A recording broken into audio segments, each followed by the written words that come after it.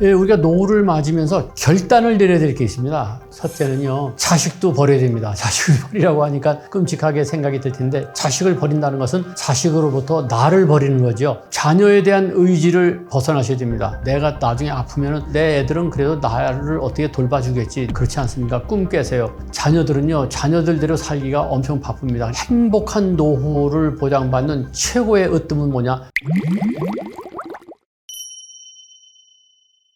우리가 나이 들어서 판단을 잘못해가지고 완전히 망조가 될 수가 있습니다. 그러면 나이 들어서 잘못하는 것 중에 무엇이 있느냐? 제일 중요한 거 한 가지만 말씀드릴게요. 노욕을 버려야 됩니다. 나이 들어서 욕심을 버려야 됩니다. 책을 보면요, 이런 얘기 많이 하죠. 100세 시대이기 때문에 100세까지 일해야 된다. 도전하라. 할 수 있다. 그 말에 속지 마세요. 나이 들어보면은 50대 때의 70대 중후반의 상황을 상상하는 것하고 실제로 늙어본 것하고 하고는 다릅니다. 제가 나이가 70대 중후반인데 10년 전에도 내가 나이가 70대 중반이 되면 어떻게 되겠거니 하고 상상을 했었어요. 실제로 늙어보니까 그때 상상했던 것하고 다릅니다. 그런데 책을 보면은 도전하라, 끝까지 일하라 그러죠. 그건 되게 왜 그러냐면요, 젊은 사람이 책을 써서 그렇습니다. 제가 쓴 책은 그렇게 말하지 않습니다. 나이가 들면서 70대 중후반이 되면 웬만하면 놀아라, 인생을 즐겨라, 이렇게 얘기합니다. 그런데 불구하고 어떻게든지 도전해야 되겠구나. 100세 시대니까 100세까지 열심히 뭔가를 해야 되겠구나. 이 착각에서 벗어나야 됩니다. 공부를 해도요, 젊었을 때 하는 것하고 늙어서 하는 것하고 다릅니다. 70대 중반인 친구가 비트코인 한다고 덤비는 것을 보고 저거 큰일 나겠구나. 사실 말렸어요. 그런 거 하는 게 아니다 했더니요, 공부해서 하면 된다는데 재미로 조금 하는 것은 할 수 있겠죠. 그런데 거기다가 본격적으로 자기의 전 재산을 쓸어 박는다? 전 재산을 쓸어 박아서 망쳐드는 지름길입니다. 또 주식 투자도 마찬가지예요. 제가 금융기관에서 금융 담당 임원을 했었습니다. 금융기관에 대한 생리를 잘 아는데, 증권을 갖다 전문적으로 다루는 사람들이 증권을 투자해도 적자 나는 경우가 있습니다. 그런데 하물며 나이 들어가지고 젊은 사람들의 번쩍번쩍하는 그 아이디어를 쫓아가지 못하고 과잉 투자를 한다? 망쳐든 친구들 여럿 있습니다. 그래서 노욕을 버려야 된다는 얘기를 제일 먼저 여러분에게 드립니다.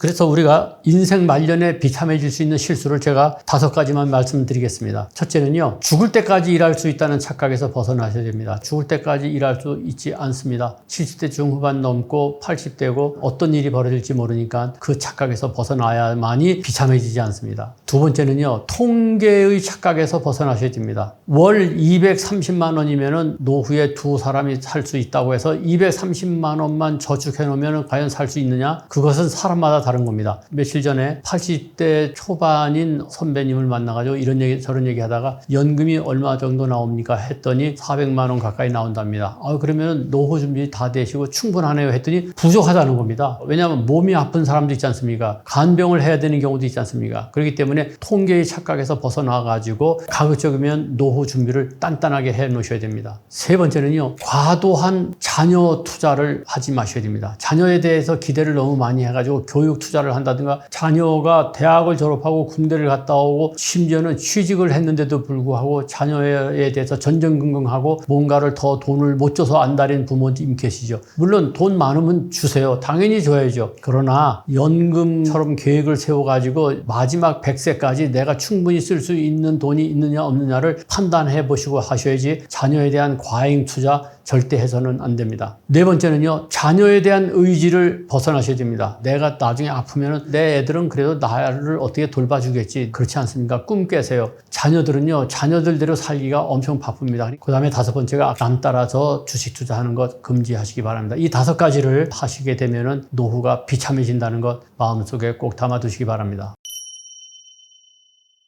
노후를 제대로 잘 사는 사람, 건강하게 잘 사는 사람, 자녀들과의 관계가 좋은 사람, 또는 부부 관계가 좋은 사람, 이런 사람들의 원인을 집중해서 파고 들어가 보면요, 제가 볼 때는 딱 하나의 귀결됩니다. 독하다는 겁니다. 의아하게 생각하실 거예요. 아니, 독하다는 것하고 노후의 대책하고 무슨 관계가 있느냐? 독하다는 얘기를 잘못 생각하고 있어서 그렇습니다. 우리는 독하다 하면 이빨을 뿌듯 까는 아주 악독한 사람을 생각하는데 그런 얘기가 아닙니다. 독하다는 것은 뭐냐? 자기 자신에게 독하다는 것이죠. 정신과의 아주 우리나라의 최고 전문가이신 이시영 박사님이 쓰신 책 제목 중에 그런 게 있죠. 공부하는 독종이 살아남는다. 맞습니다. 열심히 세상을 공부하시면서 독하게 마음먹은 사람만이 살아남습니다. 독하게 할 것 세 가지만을 제가 말씀드릴게요. 첫째는요, 독하게 자립하셔야 됩니다. 홀로 쓰셔야 됩니다. 나는 이렇게 나이 들고 싶다 책의 저자 소노 아야코라는 사람이 노인이 되지 않는 법에서 이런 얘기를 했습니다. 행복한 노후를 보장받는 최고의 으뜸은 뭐냐? 자립이라고 했습니다. 자녀들에게 의지하지 않고 독하게 혼자 살 수 있어야 되고, 그리고 배우자에게도 의지하지 않고 독하게 홀로 설 수 있어야 되고, 일을 하더라도 독하게 혼자서 자기의 작업을 할 수 있어야 되고, 남에게 의지하지 않는 것, 이것이 행복한 노후를 맞이하는 첩경이라는 것 잊지 마시고 독하게 홀로 자립하셔야 된다는 것을 먼저 말씀드립니다. 두 번째는요, 운동입니다.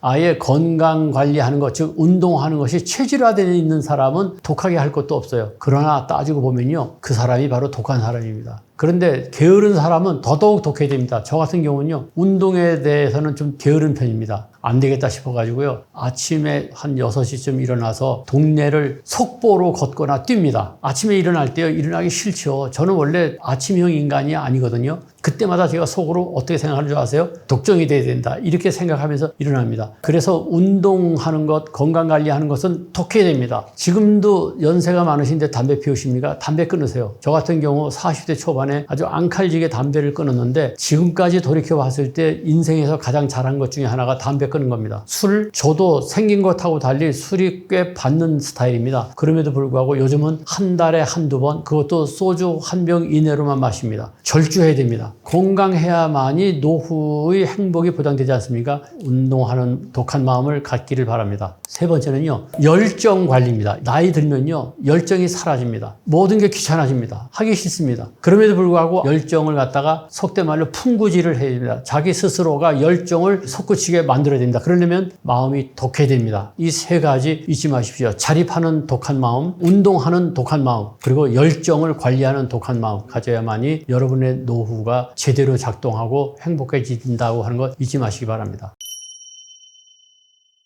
노후의 은퇴 경쟁력이라는 말을 제가 많이 씁니다. 은퇴 경쟁력이 뭡니까? 은퇴함으로써 남들하고의 경쟁에서 우위를 점할 수 있는 것 하면은 건강, 돈, 뭐 이런 걸 얘기하죠. 그것뿐만 아니고요, 7가지가 있습니다. 제가 지금부터 말씀드린 것 마음속에 꼭 담아두시면서 과연 내가 경쟁력이 있는 사람인가 아닌가를 생각해 보시기 바랍니다. 첫째는요, 꿈 경쟁력이에요. 꿈이 있느냐 없느냐. 그 꿈이 어느 정도 크냐 작냐에 따라서 경쟁력이 달라지죠. 버킷리스트라고 하면 죽기 전에 해야 될 것이라고 생각해서 기분이 나쁩니다. 근데 드림 리스트라고 하면은 꿈 리스트 아닙니까? 그러니까 꿈이 있느냐 없느냐 한번 생각해 보세요. 여러분은 꿈이 있습니까? 그 리스트가 있습니까? 자문자답을 해보셔야 됩니다. 두 번째는요, 건강 경쟁력이죠. 같은 70대라도 60대처럼 팔팔한 사람이 있는가 하면은 80대처럼 보이는 사람도 있습니다. 그렇게 되면은 경쟁력이 없는 거죠. 그래서 건강 경쟁력을 갖추기 위해서 평소에 건강을 독하게 하셔야 된다는 것을 제가 아주 강조합니다. 은퇴 경쟁력의 세 번째는요, 돈 경쟁력이죠. 돈이 있느냐 없느냐, 이거 분명한 경쟁력 아닙니까? 재물 관리를 잘 하셔가지고 큰 부자가 되기를 꿈꾸는 건 아니고요, 현재 가지고 있는 것 가지고 잘 나눠서 쓰면은 100세 시대의 노후까지 사용할 수 있다고 하면은 재물 경쟁력은 있는 겁니다. 부자여야만이 경쟁력이 있는 건 아니라는 것 잊지 마시고요, 한 번쯤 재산 관계를 다시 한번 하시기 바랍니다. 네 번째 경쟁력은요, 일거리 경쟁력이 있느냐는 얘기죠. 일거리와 일자리는 다릅니다.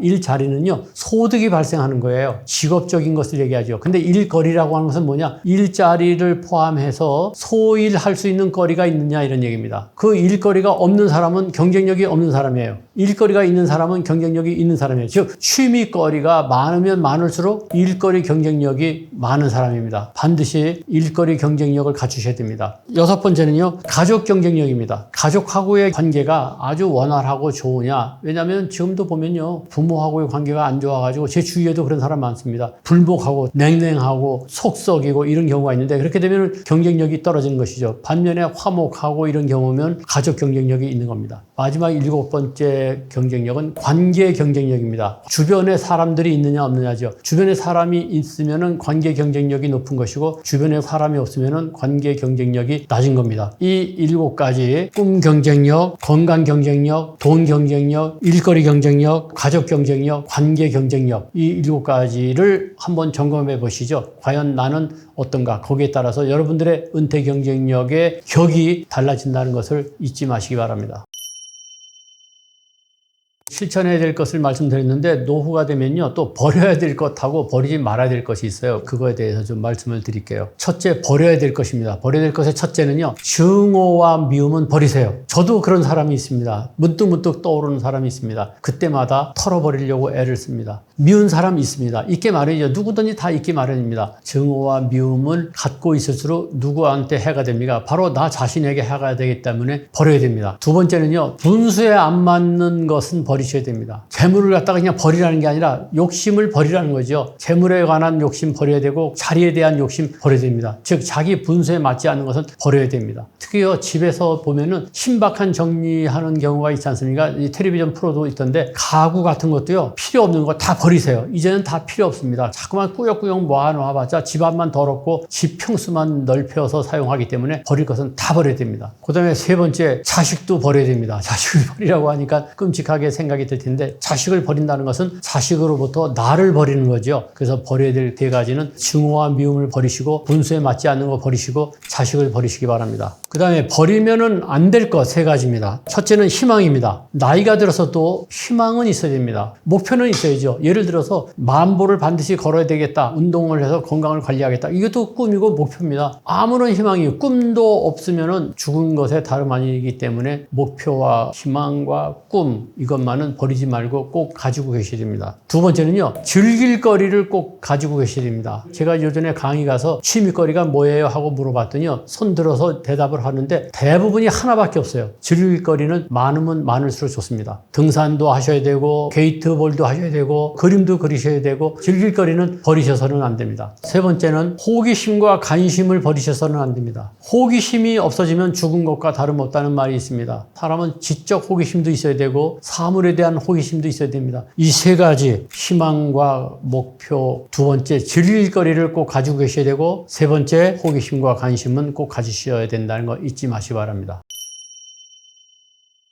우리가 노후를 맞으면서 결단을 내려야 될 게 있습니다. 첫째는요, 난 다 쓰고 죽겠다. 이 결단을 내리셔야 됩니다. 다 쓰고 죽겠다고 함으로써 노후에 새로운 지평이 열립니다. 물론 자녀들 안타깝지요. 재물이 많으면 당연히 남겨줘야죠. 그런데 남겨줄 것도 별로 없으면서 어떻게 하면 자녀들에게 더 남겨줄 것인가를 생각하니까 내 노후가 쪼들어집니다. 난 다 쓰고 죽을 거야. 이렇게 선언하는 사람들이 내 친구들 중에서도 몇 사람 있습니다. 저도 그걸 선언했습니다. 다 쓰고 죽는다고 하니까 지금 가지고 있는 아파트라든가 100세까지 25년을 나눠서 사용할 수 있느냐 없느냐 계산이 나오지 않습니까? 나는 다 쓰고 죽을 거야. 이 결단을 내리시기 바랍니다. 두 번째는요, 건강에 대해서는 결단을 내리셔야 됩니다. 담배 끊는 것 결단 내리셔야 됩니다. 세 번째 결단은요, 이게 좀 특이한 건데 어디에 살 것인가 이거 결단 내리셔야 됩니다. 제주도에 강의를 가서 강의 끝난 다음에 버스 정류장에서 이제 서귀포에서 제주공항으로 오려고 버스를 기다리고 있는데 어떤 분이 저한테 다가오더니 어디 제주도에 사십니까? 하고 묻는 거예요. 그래서 아닙니다. 여기 출장 왔습니다. 그랬더니 아 그러세요 하면서 무슨 얘기를 하다 보니까 ROTC 선배시더라고요. 한 80 되셨는데 제가 오히려 이제 역으로 물었죠. 제주도에 사십니까? 했더니 아니요. 나는 원래 제주도 사람은 아닌데 10년 전에 제주도에 와서 살고 있다는 거죠. 70세 때에 이제 어디 가서 좀 멋지게 살까 생각하다가 여보 제주도 갑시다 해가지고 제주도에 와서 지금 10년을 살았는데 거기 옆에 사모님도 같이 계시더라고요. 그런데 10년을 살고는 요즘에 결단을 내려가지고 전라남도에 있는 실버타운에 들어가기로 하고 지금 그곳에 가려고 점검하러 가기 위해서 자기도 제주공항에 간다는 겁니다. 전 속으로 감탄했습니다. 어디에 살 것인가를 결단 내리는 거잖아요. 근데 우리 한국 사람들은 낯선 곳에 사는 것을 극히 싫어하죠. 결단 내려야 될 세 가지, 다 쓰고 죽는다. 건강에 대해서는 결단 내리셔야 되고 어디에 살 것인가에 대한 결단을 내리셔야 됩니다. 이 결단에 따라서 다 쓰고 죽을 것인가가 실천하는 데 한 방법이 될 수 있다는 것 잊지 마세요. 왜냐? 서울에 있는 아파트를 팔면은 지방에 가면은 얼마든지 경제적 여유가 생기잖아요. 그러니까 다 쓰고 죽는다는 것하고 어디에서 살 것인가 하고가 연결된다는 것 잊지 마시고요. 그렇게 결단 내리시는 노후를 맞이하시기 바랍니다. 자기 자신에게 독해야 된다. 남에게 독하라는 것 아니시죠? 자기 자신에게 독한 독종이 돼가지고 행복한 노후를 맞이하시기 바랍니다. 여러분들의 멋진 노후를 응원합니다.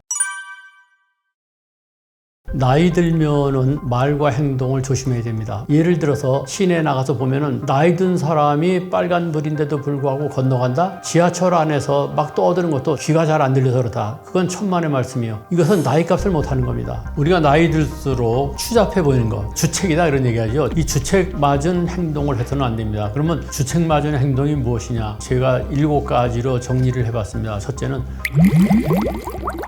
안녕하세요. 조관일입니다. 지식한상 구독자 여러분들 이렇게 뵙게 돼서 반갑습니다.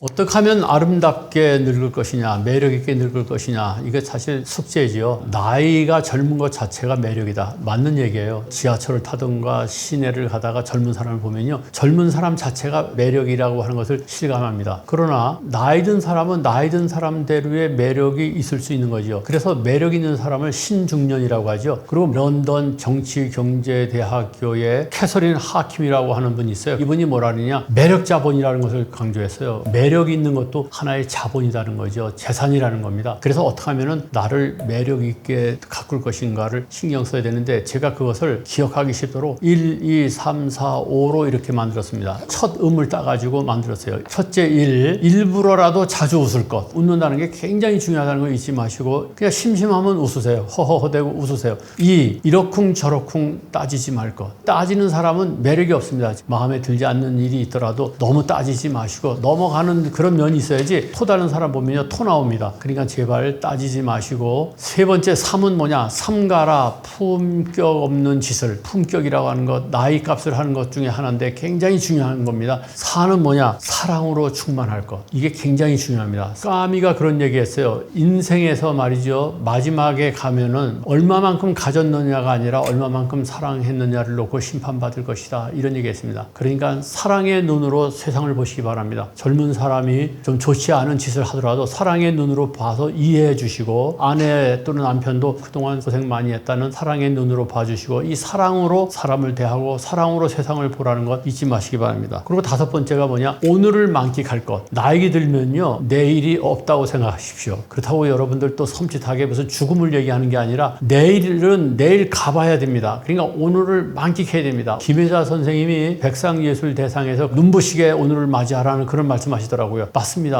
오늘을 제대로 사셔야 됩니다. 그래서 이 5가지를 마음속에 꼭 담으셔야 됩니다. 1, 일부러라도 자주 웃을 것. 2, 이러쿵저러쿵 따지지 말고요. 3, 삼가라 품격 없는 짓을. 4, 사랑으로 이 세상을 보시고. 5, 오늘을 만끽하라. 이 1, 2, 3, 4, 5를 꼭 기억하시기 바랍니다.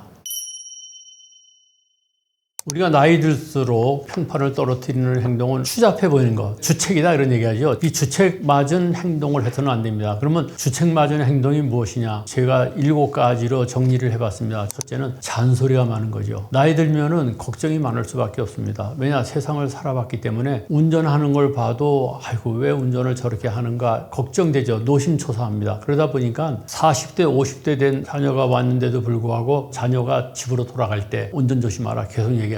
그거 다 압니다. 아는데도 왜 나이 들면 반복해서 잔소리를 해야 되느냐? 세상을 살아보니까 너무나 위험하기 때문에 그렇죠. 그럼에도 불구하고 말이 많고 잔소리가 많은 거 주책입니다. 둘째는요, 자기 자랑하는 거. 요전에 어떤 사람을 만났는데요, 왕년에 소위 말하는 고관대작을 했던 사람입니다. 제가 가만히 얘기를 들어보니까 처음부터 끝까지 자기 자랑만 하는 거예요. 나중에는 점이 가경으로 말이죠, 마치 그 부서의 일은 자기가 다 한 것처럼 하고, 나중에는 심지어는 뭐라 그러냐, 자기가 레전드래요. 전설이라는 거죠. 자기 직장에 전설이란 말을 자기 입으로 하는 사람 내가 처음 봤습니다. 자기 자랑을 하면 그게 바로 주책입니다. 자기 자랑을 하지 않아도 남들이 알아주는 내공 쌓이면은 다 알아주게 돼 있습니다. 말 한마디 다르고 다르다고요, 얘기하다 보면은 상대방이요, 이분이 어떤 사람이구나 하는 것을 다 압니다. 그거 꼭 찍어서 얘기하려고 하지 마세요. 자기 자랑하는 것은 주책바가지가 되는 2번째라는 것 잊지 마시기 바랍니다. 3번째 주책바가지가 되는 것은 뭐냐, 험담하고 비난하는 겁니다. 이제 나이 들어가면요, 험담과 비난을 줄여야 됩니다. 물론 사람이 살다 보면은 험담 안 할 수 없습니다. 또 한 가지, 남을 비난하는 비난하고 씹는 것만큼 통쾌하고 재미난 것도 없습니다. 사람들하고 얘기하다 보면 아무래도 남의 험담하게 돼 있어요. 비난하게 돼 있어요. 그러나 이것이 습관화된 사람은 곤란합니다. 지금 속으로 저한테 묻고 있죠. 당신 그러면 비난하고 험담 안 하느냐? 저도 합니다. 그럼에도 불구하고 통제해가지고 가급적이면 비난하고 험담하지 말아야죠. 앉았다 하면 남 비난하고 흉보는 것, 이것이 습관화된 사람, 주책바가지 세 번째입니다. 그 다음 주책바가지 네 번째는 뭐냐? 화 잘 내는 사람이요. 버럭버럭 화 잘 내는 사람 있죠. 무슨 얘기를 하면요, 그냥 도론도론 얘기하는 게 아니라 목소리를 높이는 건 둘째치고 말이죠, 화를 내는 사람이 있어요. 조금만 뭐 해도 짜증내고 말입니다. 이거 화를 잘 내는 거, 분노 조절이 안 되는 것은 주책바가지가 되는 네 번째라는 거 잊지 마시고요. 제발 화를 조절하세요. 집안에서 자녀들하고 얘기할 때도 조금만 섭섭한 게 있으면요, 화를 내거나 아내하고 얘기를 할 때도 말이죠, 반찬이 나쁘다고 해서 버럭 화를 내고 말이죠. 그러면 또 그 말을 들은 아내도 말이죠, 화를 내죠. 화를 내는 것, 짜증내는 것, 이것이야말로 말과 행동에서 품격을 떨어뜨리는 네 번째라는 거 잊지 마시기 바랍니다. 다섯 번째는요, 잘 따지는 거예요. 뭐 하면 말이죠, 꼰장꼰장하게 따지는 사람이 있죠. 그것은 얘기를 하면 선선히 받아들이는 것이 아니라 따집니다. 꼭 토를 달죠. 이게 주책바가지가 되는 겁니다. 그러니까 그런 사람이 되지 말라는 얘기를 여러분에게 드립니다. 여유를 가지고 넉넉하게 덕성과 그리고 너그러움과 용서하는 마음을 가지고 나이 값을 함으로써 주책바가지가 되지 않으시기 바랍니다.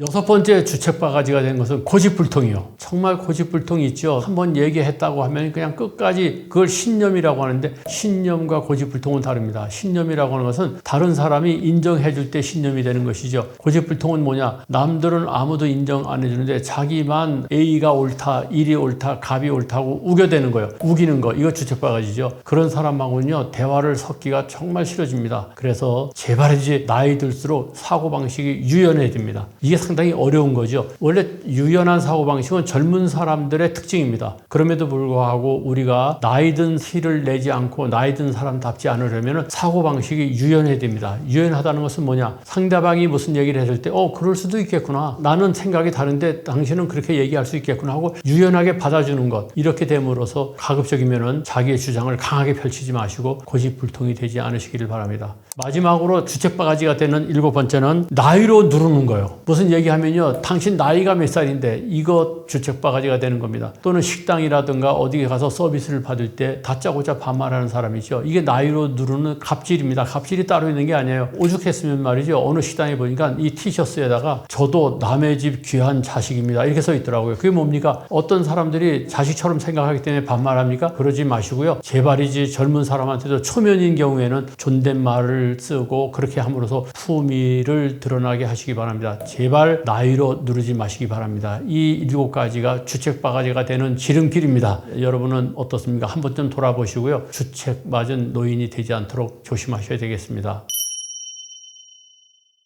나이 들면은 말과 행동을 조심해야 됩니다. 물론 젊은 사람들은 젊은 사람들 나름대로 말하는 것, 행동하는 것 조심해야 되죠. 그런데 나이 들어갈수록 저 사람이 나이 들었는데도 제대로 그것을 못한다고 하면은 나이 값을 못하는 거죠. 나이 값이라고 하는 것은 나이에 걸맞는 그런 말과 행동을 하는 것을 나이 값이라고 합니다. 그런데 대개 나이 값이라고 하면은 나이 든 사람만을 대상으로 생각하는데 젊은 사람도 나이 값이 있습니다. 젊은 사람의 나이 값이라고 하는 것은 열정적이고 도전하고 겸손하고 정의롭고 이런 것이 젊은 사람다운 나이값이라고 할 수 있는데, 나이 든 사람의 나이값은 뭐냐? 이걸 우리가 한번 곰곰이 생각해 볼 필요가 있어요. 제가 첫째로 꼽는 것은 덕성이 있어야 된다고 생각합니다. 왜 덕이 있어야 되냐면은 나이 든 사람은 나이 든 것만큼 세상을 살아봤기 때문에 살아보니까 별거 아니더라, 그리고 살아보니까 너그러운 것이 최고더라 하는 그런 가치관에 대한 확고한 신념이 있게 되죠. 그래서 첫째는 덕성이라고 하는 생각을 합니다. 두 번째는요, 너그러움이죠. 물론 덕성하고 다 비슷한 개념입니다만 좀 사소한 것은 인정해주고 받아들이고 그러한 너그러움이 있어야 됩니다. 즉 용서할 수 있어야 되죠. 공자의 수제자 중에서 자공이라고 하는 수제자가 있었습니다. 어느 날 자공이 공자에게 물었어요. 스승님, 세상을 살면서 꼭 지켜야 될 것이 있다면 한 글자로 무엇이라고 생각하십니까? 했더니 공자가 뭐라고 했는 줄 아세요?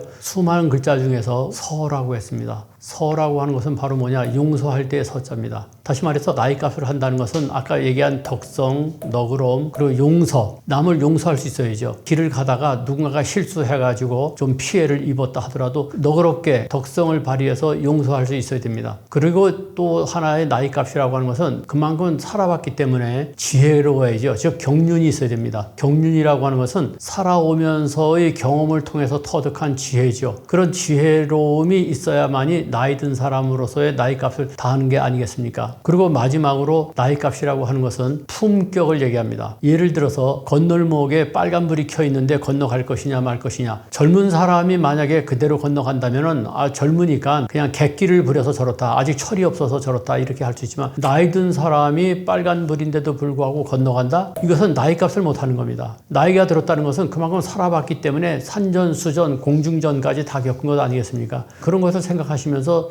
빨간불일 때는 느긋하게 기다리는 거. 왜냐? 나이 든 다음에 남는 것은 시간밖에 없지 않습니까? 대개 시내에 나가서 보면은 빨간불일 때도 유유히 건너가는 사람은 품격이 없는 겁니다. 지하철 안에서 막 떠드는 것도 젊은 사람이 그러면은 젊기 때문에 뭘 몰라서 저렇다, 철이 들들었다 할 수 있지만 나이 든 사람은 지하철에서 떠들면 안 된다는 것을 누구보다도 잘 알지 않습니까? 그러니까 떠들어서는 안 되죠. 큰 소리를 일으켜서는 안 되고 낮게 얘기해야죠. 이런 얘기하면 어떤 사람들은 그런 얘기합니다. 귀가 잘 안 들려서 그렇다. 그건 천만의 말씀이에요. 제 선배 중에 카나다에 이민 가서 살고 있는 분이 있는데 이분이 귀가 상당히 안 좋습니다. 그런데 한국에 왔는데 말을 도론도론 낮게 하는 거예요. 그래서 제가 선배님한테 물어봤어요. 귀 고치셨습니까? 했더니 웬걸 더 하다는 겁니다. 그런데 그렇게 낮은 목소리로 얘기할 때 자기 목소리가 들립니까? 하니까 자기도 모르게 큰 목소리로 말한다는 것을 알기 때문에 의도적으로 목소리를 낮춘다는 겁니다. 다시 말해서 그것이 품격인 거죠. 해서는 안 될 일을 하지 않는 것. 그게 바로 품격입니다. 결론적으로 말과 행동을 정말 나이값에 걸맞게 해야 된다는 것. 이것을 마음속에 꼭 담아두시고 행동하실 때마다 속으로 나이값 이렇게 외치시기 바랍니다. 우리가 나이 들수록 존중받는 행동이 무엇이 있느냐 이런 질문을 많이 받게 됩니다. 나이 들수록 존중받는 행동이 한두 가지가 아니죠. 마음속에 담아둬야 될 것이 뭐가 있느냐. 전 하나만 여러분에게 권합니다. 잘 웃으시라는 겁니다. 그래서 대화할 때 제가 만든 용어인데 웃음 대화법이라는 것을 제가 주장을 합니다. 무슨 얘기할 때 허허대고 웃어라 이런 얘기죠. 그럼 웃음 대화법이 왜 좋냐. 첫째는요. 웃음이라고 하는 게 대화 효과가 있습니다. 허허허 웃는다고 하는 것은요. 인정한다는 뜻도 되고 좋아, 그렇지, 맞아 이렇게 긍정하는 대화의 효과가 있다는 것을 잊어서는 안 됩니다. 두 번째는요. 맞장구 효과가 있습니다. 허허허 웃는 건 뭡니까? 그래 맞아, 그래 나는 동의해 이런 뜻이죠. 그래서 두 번째는 맞장구 효과가 있다는 겁니다. 세 번째는요. 분위기 상승 효과가 있습니다. 생각해 보세요. 무슨 얘기하는데 한 사람이 깔깔대고 웃어보세요. 분위기가 업되지 않습니까? 웃음이라고 하는 게 그냥 단순히 웃음으로 끝나는 게 아니에요. 그 상황에서 분위기가 업된다는 것. 그래서 웃음의 세 번째 효과는 분위기가 상승된다는 것이죠.